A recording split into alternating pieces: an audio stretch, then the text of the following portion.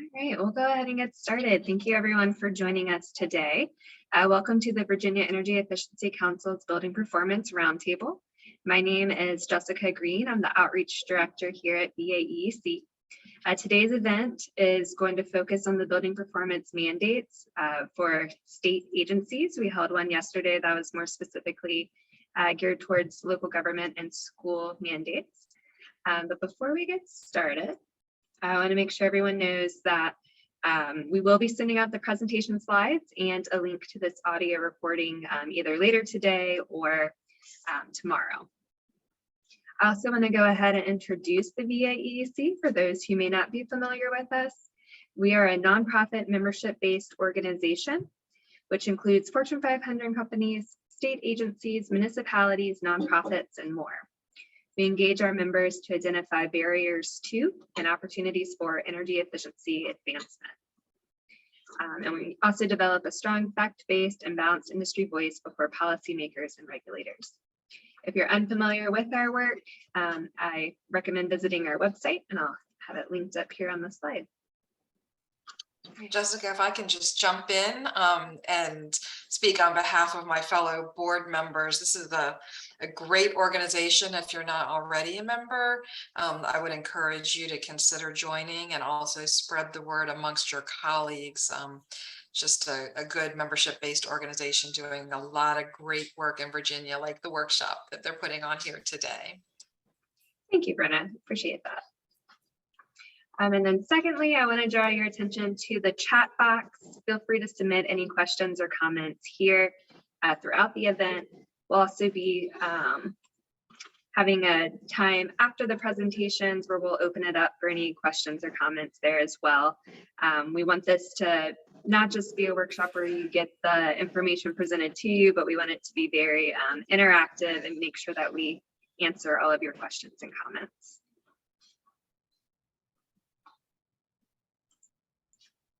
So here is today's agenda. We're incredibly fortunate to be joined today by VAEC board members Elizabeth Beardsley and Brenna Dunn. Liz is the Senior Policy Counsel at the U.S. Green Buildings Council. Her portfolio includes federal, state, and local green building law and policy issues. Recently, her work is focused on connecting building policy to climate mitigation, and she represents USGBC at the UNFCCC Climate Change Conferences. She came to USGBC from the U.S. Government Accountability Office, where she was a senior attorney involved in evaluating government, environment, and energy programs. Brenna is the Vice President serving as the Director of Sustainable Planning for Mosley Architects. She works with project teams from the early planning through building construction to ensure that the most energy efficient and environmentally responsible solutions are considered and implemented where feasible. She has over 100 LEED certified projects in her portfolio. She's a member of the American Institute of Certified Planners, an associate member of the American Institute of Architects, and a LEED fellow. She served for 8 years as the chair of the U.S. Green Building Council Sustainable Sites Technical Advisory Group and 6 years on the LEED Steering Committee, including serving as both vice chair and chair. And then I also want to mention a couple of key partners. We've been working on building performance with Maggie Kelly Riggins from the Southeast Energy Efficiency Alliance, who also sits on the VAEC board. And then Sandra Leibowitz with Sustainable Design Consulting has been a key player as we work on this legislation and high performance building law as well. I'm going to launch, hopefully, a poll just to kind of get a better idea of who's in the room. Anything? Just working on it.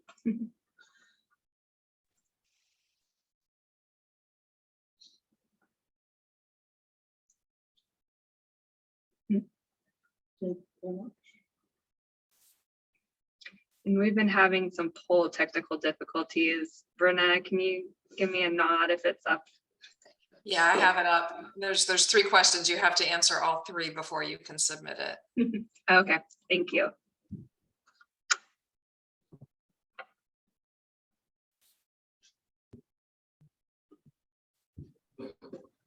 Give everyone a Few more seconds to fill those out.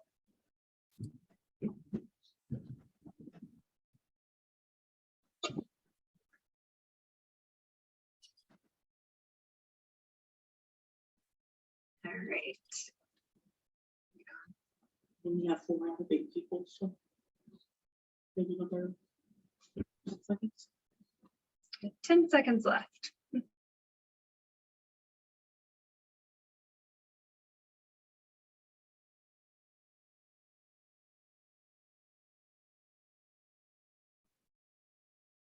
Great, thank you. All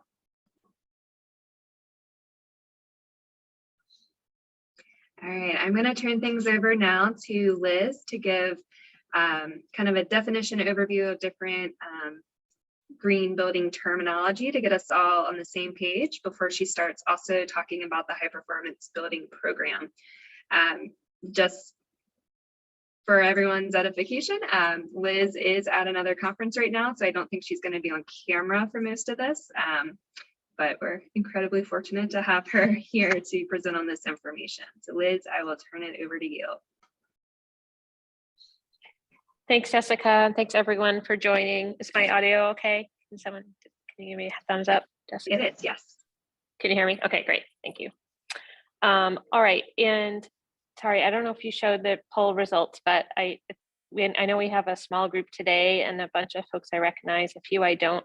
Are there a few people from state agencies? Oh, thank you. Here we go. Okay, no, so we have more. All right, thank you. That's helpful to know. All right, well, let me just get started. So we're talking today about the Virginia High Performance Buildings Act, which was amended in 2021 by HB 2001. Next, please. USGBC is a mission-based organization. We work nationally and around the globe and also at a local and state level.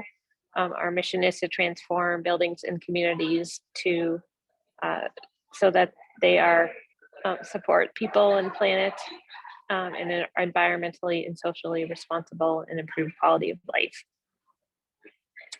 Next, please. We're best known for the LEED green building system, but we also work through advocacy, events, education, membership, and other mechanisms. So we're very pleased and proud to work with VAEEC on an ongoing basis. Okay, so talking about HB 2001, for over a decade, there has been this Virginia High Performance Building Act that is directed at state agency building projects. This is focused on new construction and major renovation and includes some requirements. There was a new delegate, Delegate Helmer, who was interested in driving government performance, and this is one area that he is interested in. So he introduced a bill to add some additional provisions to that act for state agencies, and then also added a section for localities. And this really was meant, I think, showing in light of the growth in green building practices throughout Virginia. Virginia's been a top 10 state for LEED for a while, and also with the goal to drive better, more resilient and future-proof buildings in the Commonwealth throughout all of the types of public buildings. So just as a big overview, 2 key parts to this bill, this act. One is changes to the state building program, which we'll go into, and then secondly, the new local building program. We did a webinar on that yesterday, and we won't talk too much about it today, but the reason I want to mention it is there are some differences, and some questions may arise from the local level as localities are trying to comply with that law. So they are both in the same act that was passed in the session laws in 2021. They are different sections of the statute, and they have, although the local one was initially modeled after the state, they did deviate in the committee process. So there's some differences. And this is just to provide some context because some of the terminology has been proving a little bit confusing to people. The Virginia statute uses the term High Performance Building Certification Program, which is essentially LEED, Green Globes, or the state standard BEAS. And then there's also the terminology for a high performance standard, which is, as we'll see in a minute, it's both the certification, but also several additional requirements. In contrast, the term building energy performance standards or building performance standards in sort of this newer policy approach that is getting a lot of traction and interest across the country. These are more of outcome-based policies and laws that are aimed at reducing carbon impact by requiring existing buildings to meet energy or greenhouse gas emission-based performance targets. So, for example, you hear about New York City's local law 97, where buildings in New York, doesn't matter how old they are, how new they are, they have to meet specific targets based on their building type and their greenhouse gas intensity numbers. And that's meant to move that city towards its climate goals. So that's an example of a performance standard. In Virginia, there are some challenges with doing these, just as there is with mandatory energy benchmarking due to the Dillon rule aspects of the state. So, but nonetheless, like there is interest in sort of pursuing this type of standard, and I just wanted to distinguish that terminology. Thank you.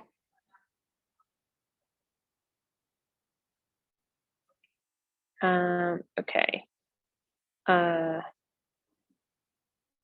So this is the actual language in this new law, and it shows in italics the new the additions. Sorry. So what's key here for state agencies? There, like I said, this has been the law was in place for 10 years now, but what's changed is that in addition to the language previously was to conform to a certification program, and then certification program is defined. Now it requires that the agency ensure that such building do these three things. So first is designed, constructed, verified, and operated to comply with the high performance building certification program and BEAS. 2, has sufficient EV charging infrastructure. 3, has features that basically allow metering of all utilities. So this will be in the slide deck that you received. Next, please. Okay, so these are the 3 components for state buildings. Next, please. This applies to new buildings over 5,000 square feet and renovations where the cost of renovation exceeds 50% of value. The trigger for the new requirements, since this already did apply to those projects, but the trigger for those new requirements is beginning the design phase anytime after July 1st, 2021. So if a state agency has a project that had already gone out for an RFP in, say, like January 2021, they would still have to meet the old requirement to do a building certification program, but they would not have to meet the EV and other requirements. Next, please. There's also, this was newly added, which is, unfortunately, in my opinion, a little bit of a limitation on exceeding the standard. So there's now a requirement that a state agency may exceed, but must have prior written approval from DGS. I don't know, we may hear from Brenda if she has any insights into this, but I have not heard of any incidents of this or even information about what a process would look like to get such approval, or how, how strictly they're interpreting that. So Yeah, so that will be sort of interesting to see. Like if you went beyond the EV charging requirements, would that be considered an exceedance that requires written approval? It's not very clearly written. Next, please. There's also provision for an exemption that was in the law before, but it's been expanded as far as the requirements. So I would say tightened.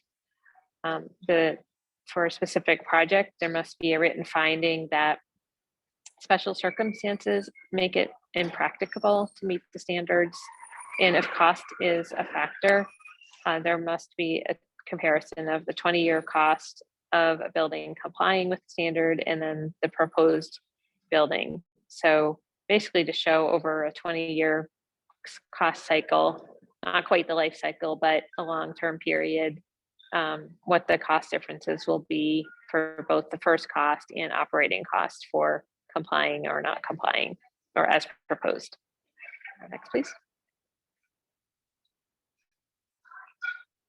So we hear from building practitioners that there often is a relatively short payback for many of the sustainability features, including energy and water efficiency as key components, and also can get into durability of materials and other factors too.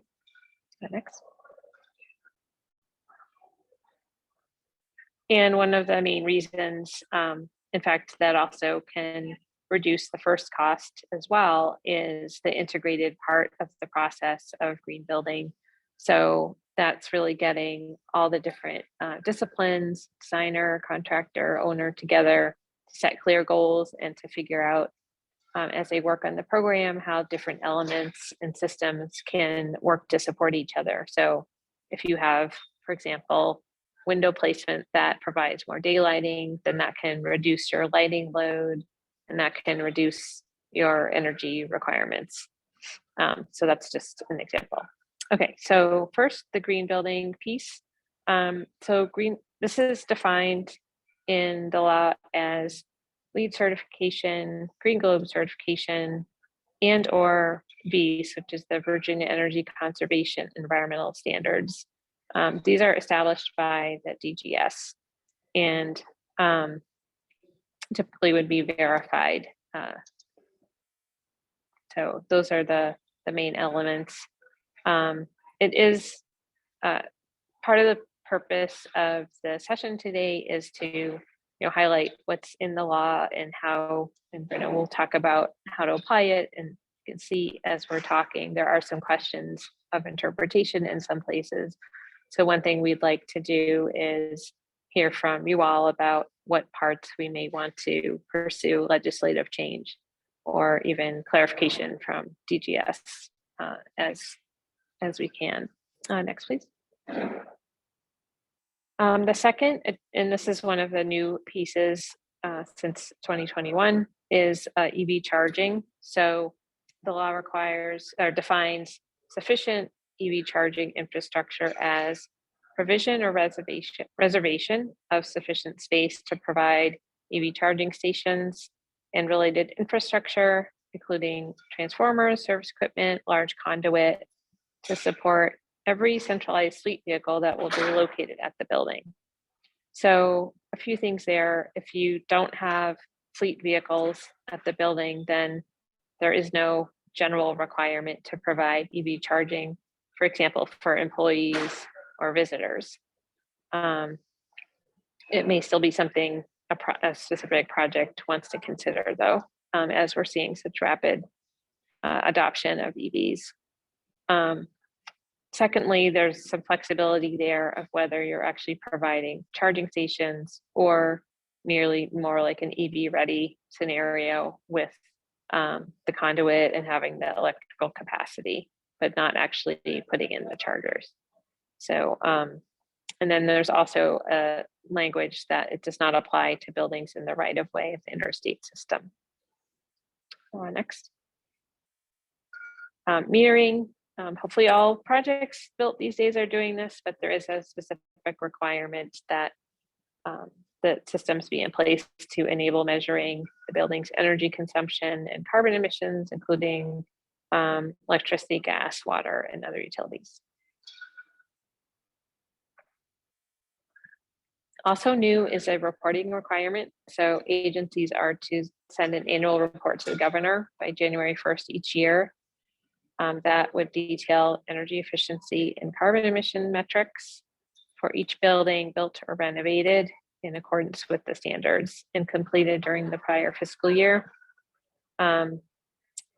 So I don't know, again, if they're like who in the governor's office would receive this, if there's going to be any effort to identify an agency that might receive these reports and do something with them.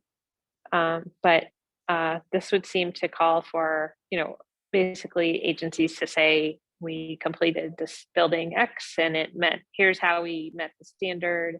We could go through the 3 prongs and then highlight the metrics from the design, since the sort of by definition of this paragraph, you wouldn't have a lot of operating data yet to report.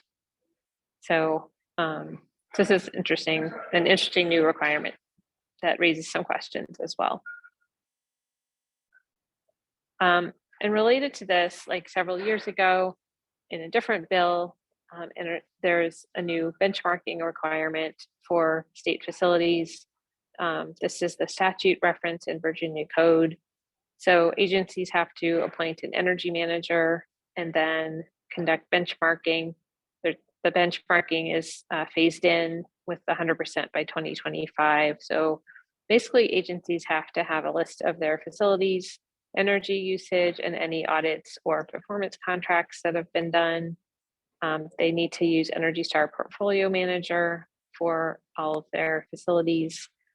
They need to link accounts for their energy use with Virginia Department of Energy, and then also maintain a list of priority facilities for audits or performance contracts. Basically use that data to highlight like the low-hanging fruit or areas where facilities that are ready to be renovated or receive energy upgrades.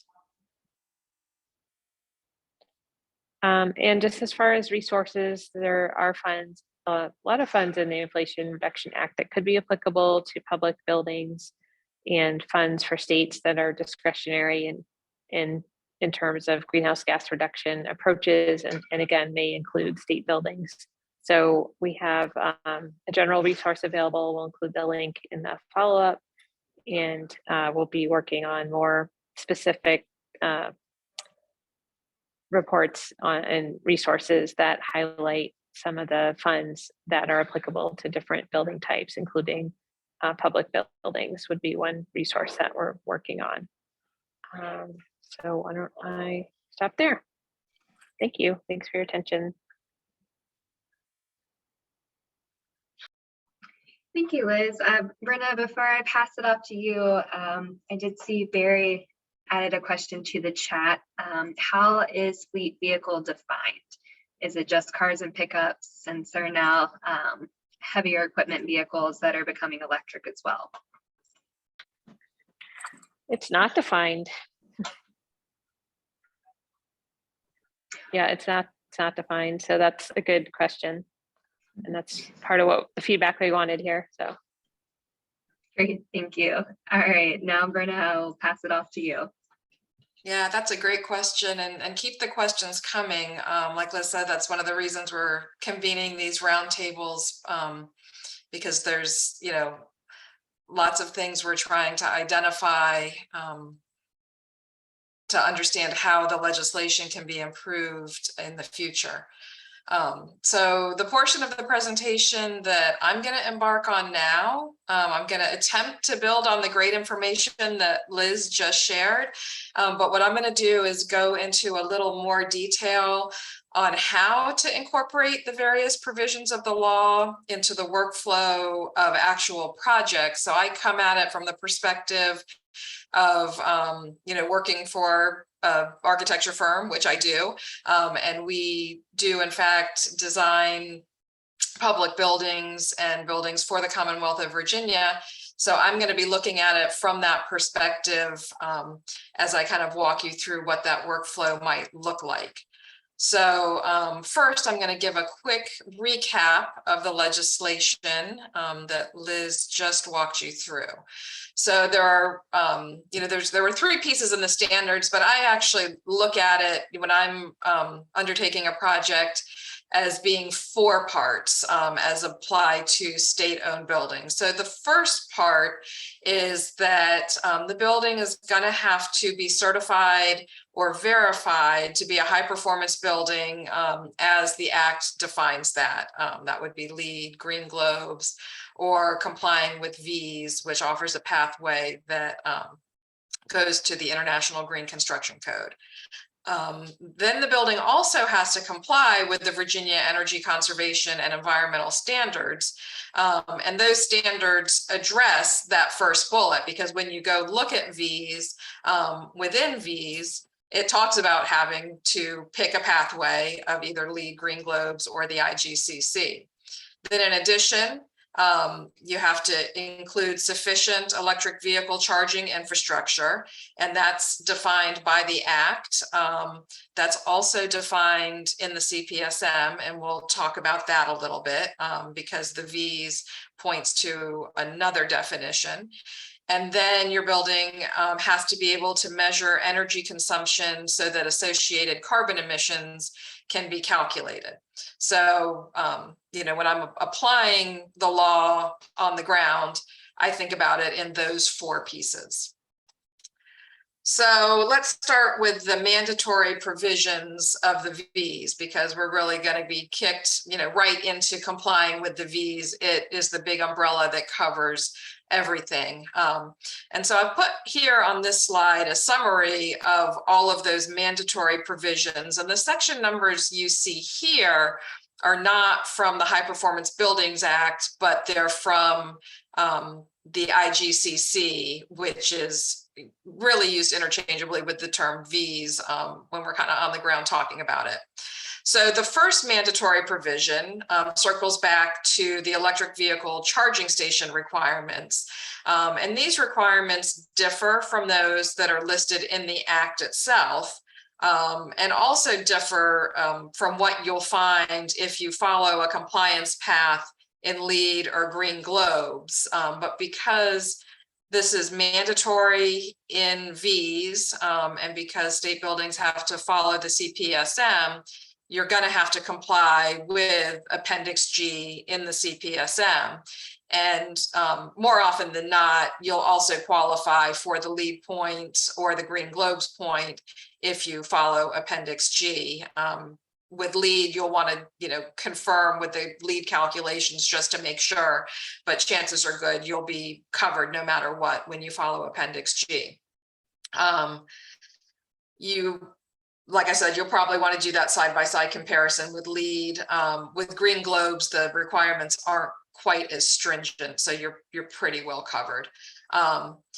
There's also going to be some state forms that you have to follow and fill out when you're complying with V's. One is the V's checklist that you'll turn in at various stages throughout the design phase. And then at the completion of construction, there's another form that you fill out verifying, some of your design professionals will sign and verify that you have in fact met all of the provisions of the V's. You also, as Liz alluded to, need to submit that annual report to the governor, and that is kind of outside of the design process. So then once you've cleared those mandatory provisions, if we want to flip to the next slide, you're also going to have to determine which of the 3 green building programs the project is going to comply with. So the programs are either meeting the requirements of the adapted version of the 2018 International Green Construction Code, or certifying under LEED, or certifying under Green Globes. So all of the V's is written within the IGCC document. And so that's where it kind of gets a little circular and a little bit confusing to understand what you're supposed to do, because there are equivalence pathways within this adapted IGCC document that's called V's that say you can certify under LEED or you can certify under Green Globes, and that's equivalent to complying with the IGCC or V's. So the three programs philosophically are all similar in that they deal with high performance buildings in this robust kind of whole building approach. They all deal with the same issues. There are some differences when you get in the weeds, but the big picture thinking is that they all address issues like building location, how you're going to develop the site, how you're going to deal with water in terms of water conservation issues. They're all going to have you address energy efficiency, material selection, and indoor environmental quality. But where they differ is how they define and measure success within those larger buckets. And they can vary in some cases pretty substantially from system to system. But probably the biggest difference, or one of the biggest differences in the different programs, is how they, quote unquote, keep score. So the IGCC, that's written as code language. It is the International Green Construction Code. So everything in the IGCC is mandatory. You don't get to pick and choose what of the IGCC you do. You have to do everything. LEED, that's a mix of prerequisites and optional points. So there are things that you have to do or you cannot certify. Even if you do all the optional points, if you don't do all the prerequisites, you cannot certify. So there are a lot of things from which you can pick and choose. And teams would pick and choose what their strategies are going to be based on the environmental priorities for your specific building, and then also based on the cost, whether you can afford to do certain things. So you put together your own green building roadmap in LEED based on those different competing priorities. And then in Green Globes, there are no prerequisites at all. You build your own sustainability roadmap without any mandatory requirements. You pick and choose what makes the most sense for your project. And also within Green Globes, if there are criteria that don't apply to your project, you can just strike them from the rating system. So from the 1,000 optional points that are available, your project could be scored on fewer than 1,000 points, like 985, and another project could be scored on 990, and a third project could be scored on 950. I'm just picking numbers out to illustrate that not every Green Globes project is scored out of the same total number of points based on the applicability of those points to that project. So on the next slide, or the slide you see here, you'll see some more details associated with each of those three pathways. So over on the far left, you see the IGCC. And again, I use that term fairly interchangeably with the V's, although technically they're not exactly the same thing. So the V's has those additional requirements outside of the IGCC. And the V says that you have to do everything in chapters 5 through 11 in the IGCC. DEB has amended some of the requirements. So you're going to want to go into Appendix V to see all of those changes. And you'll see all of those extra mandatory requirements as well. So IGCC, again, I can't stress this enough, is written as code language, and then compliance is going to be reviewed by DEB. So in terms of LEED, the act would be considered satisfied by earning that base LEED certified level. The act doesn't cap you at LEED certified. It doesn't say you can't earn higher than LEED certified. It just says you must be certified. So you could earn silver or gold or platinum. And I've never heard of a project, being penalized for going higher. To earn the base level of certification, you have to comply with all of the prerequisites. And then you also have to earn a minimum of 40 of the optional 100 points. And within LEED, there's actually 110 optional points because they offer 10 bonus points on their scorecard. But then the score, it's based on a scale of 100. So LEED is written as a voluntary certification program. It's a pretty robust set of supplementary reference materials. Some of those supplementary materials are free, and then some of them do come at a cost you would have to purchase. The USGBC provides user support for teams that are navigating their system, and then certification is earned after a review of all of your documentation by a sister organization called the GBCI. So you also pay costs for registering a project, and that's when you kind of are declaring your intent to go through the certification process. And then you pay fees to actually complete that certification process. So you can, kind of, not if you have to do it for the state, but if you were truly doing it as a voluntary program, you could maybe decide not to certify, and then you wouldn't have to pay those additional fees. Green Globes, that certification, the 1 globe level would also satisfy the act, but again, there's no cap. You are allowed to go higher.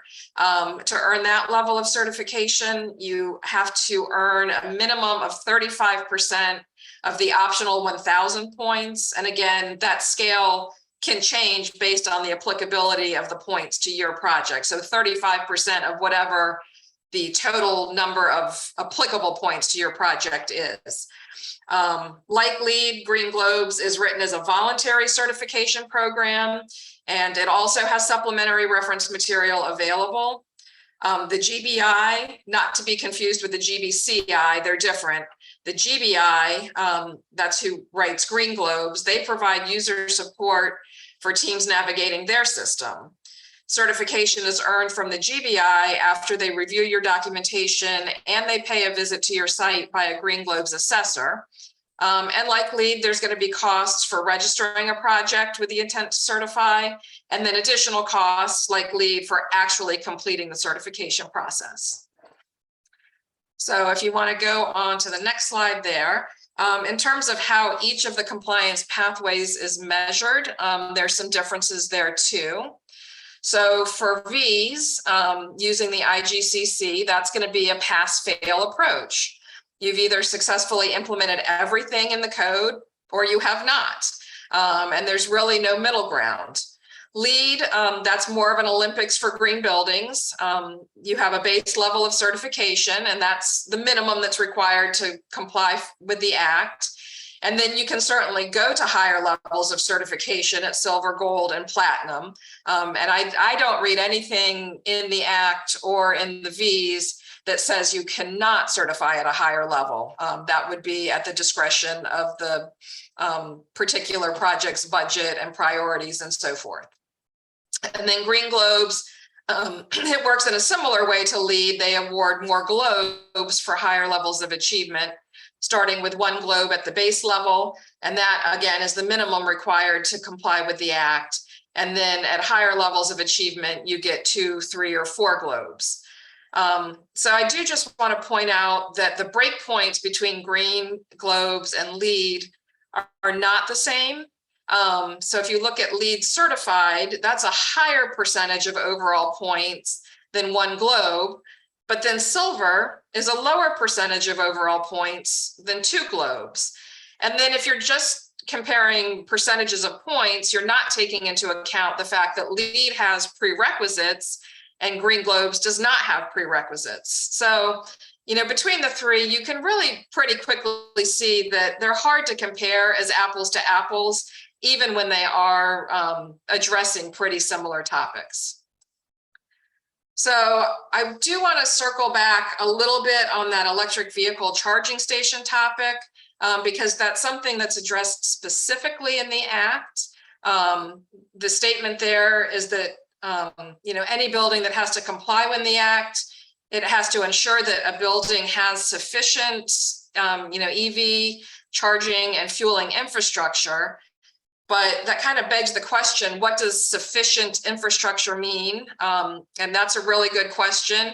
And, what are EV vehicles? That was a great question we had in the chat earlier.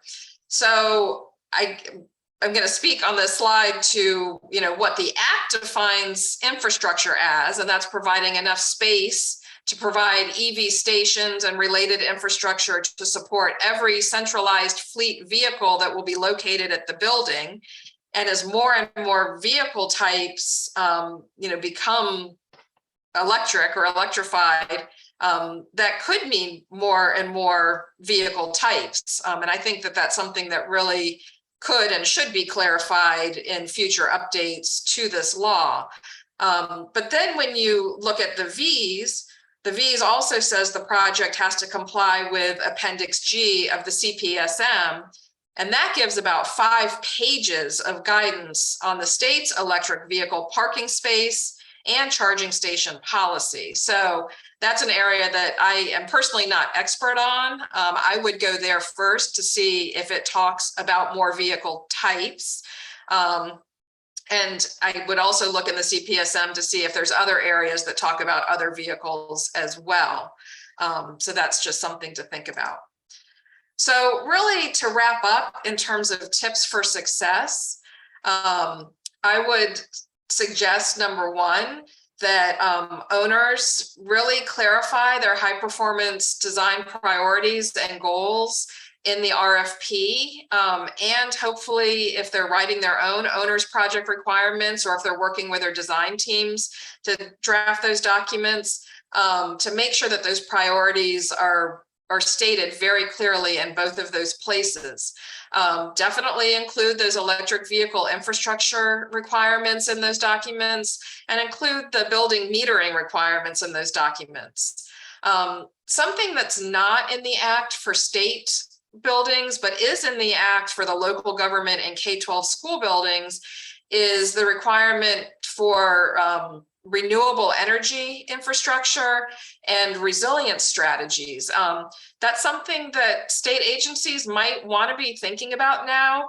That is, a big piece of the future of sustainable high performance buildings. So that's really on the horizon, and something we should all be looking towards and consider putting into, RFPs and OPRs and so forth.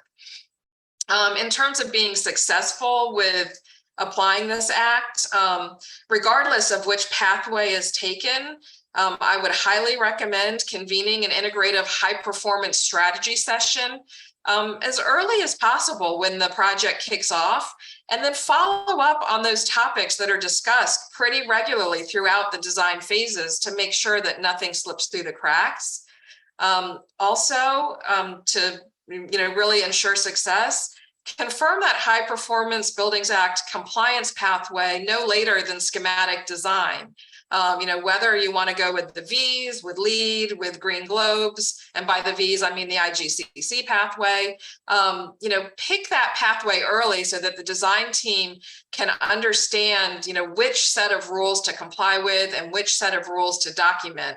And then staying the course is going to be helpful in terms of the design consistency, but also to save money, because switching compliance pathways mid-project can certainly be costly, and it can also be confusing for everyone involved in terms of, how to incorporate those design features and how to document those design features. So with that, I think I'll turn it back over to Jessica, and we can, I think, commence the roundtable discussion.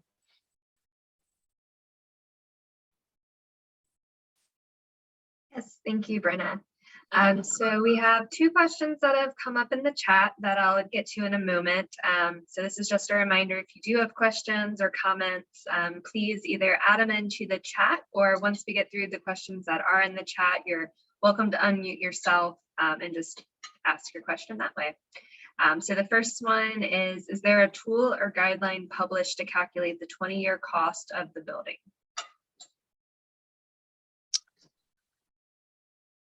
I believe that there is a DGS form for that, but off the top of my head, I'm not going to be able to point you to that. I'm going to have to do a little bit of digging, but I think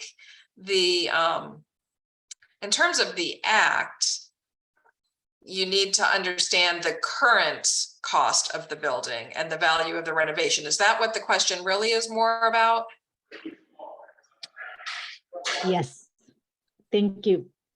Yeah, because we're looking in terms of determining whether the act applies to a major renovation. If I'm understanding where you're going with the question, is what is the value of the building right now? And what is the cost of the renovation right now? And so we wouldn't be looking at the 20-year cost unless I'm misunderstanding where you're going with that question. Yeah, the question is, when we calculate the operation cost for 20 years, what costs are included, what are not included? So that's why I want to know, is there any guideline that shows you this is how you have to calculate? And let me jump in. That's specifically only if you're seeking an exemption. So it's, of course, a good idea to understand your life cycle costs as you're doing your initial concept and schematic design and setting your energy goals, but that's not required unless you're trying to say that cost is preventing a particular project from achieving the required standard. You're right, Liz. The question is relevant to the exemption. Yeah, that is, DGS does have to approve the exemption. So I would think they would be the ones to say what exactly has to be included in that 20-year cost analysis. Thank you. Thank you. And then the other question in the chat, and Liz, this is addressing your presentation. Where are the new option to exceed and expanded exemption language located? Yeah, so those are in the statute in the state section. So I had in my slide there the citation, and you can actually just quickly Google Virginia code and that section reference, and it will come up.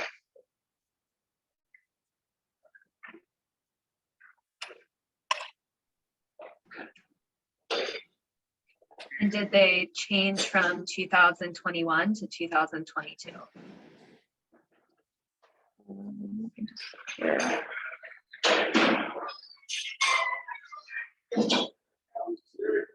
That's in HB 2001 as enacted. Great, thank you. Those are all the questions that have come in through the chat box. I just want to reiterate, this is a time where we want to hear your questions, not just so that we can answer them, but if there are any that we can't answer, so that we can go back and either figure out those questions for you or address them with potential new legislation. So if there's anything lingering on your mind, please place it in the chat or unmute your line.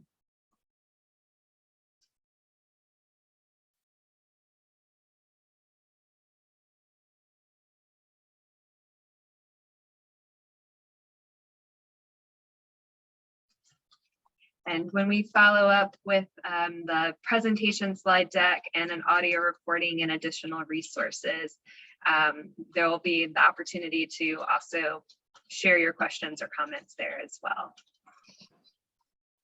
We're not seeing any more come in. Just want to kind of put in where the next steps are. We want to make sure that we're continuing to take a proactive approach to getting high performance buildings in across the state.